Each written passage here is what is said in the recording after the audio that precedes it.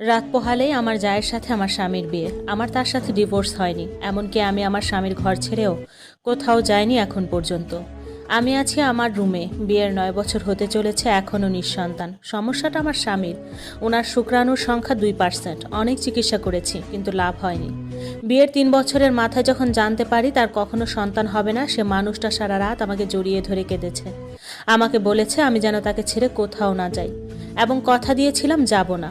এরপর ভালোই দিন যাচ্ছিল, শাশুড়িও আদর করত। কিন্তু একদিন আমার ভাসুর হঠাৎ ঘুমের মধ্যে ব্রেন স্ট্রোক করে মারা যায়।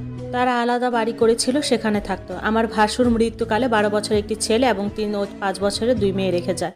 আমার যা ছিল ভীষণ সুন্দরী এবং ভীষণ অমায়িক ভালো মানুষ ছিলেন। তার যে 3টা বাচ্চা দেখে বোঝাই যাইতো না। তাদের সংসার 18 বছরের ছিল। আমার ভাসুর মারা যাওয়ার পর থেকে মেয়ে 2টা আমার কাছে থাকতো, এবং বেশিরভাগ সময় আমার যা আমাদের বাড়িতে থাকতো।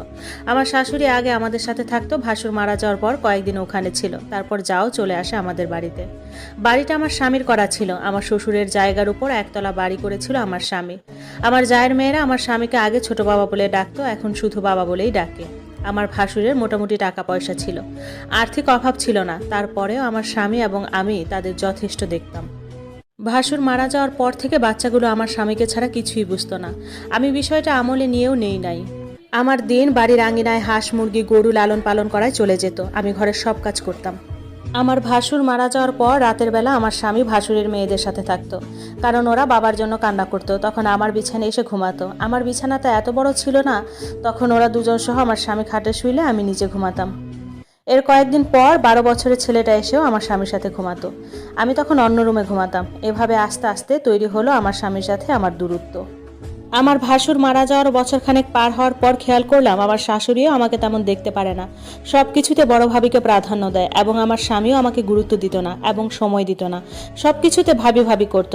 আমার বড় যা হচ্ছে আমার শাশুড়ির বোনের মেয়ে। আমার শাশুড়ি তার বোনের মেয়েকে আনছে তার বড় ছেলের জন্য, আর আমার স্বামী আমাকে পছন্দ করে পারিবারিকভাবে বিয়ে করেছে। এজন্য অবশ্য প্রথম প্রথম আমার শাশুড়ি আমাকে তেমন পছন্দ করতো না। ভাসুর মারা যাওয়ার বছর পার হওয়ার পর তারা আবার তাদের বাড়িতে চলে গেল, সাথে আমার শাশুড়িও গেল। আমি একা হয়ে গেলাম। আমার স্বামী বাজার করে দিত, রাতে বেশিরভাগ সময় ওখানে থাকতো। আমি থাকতে পারতাম না, কারণ আমার গবাদি পশু ছিল।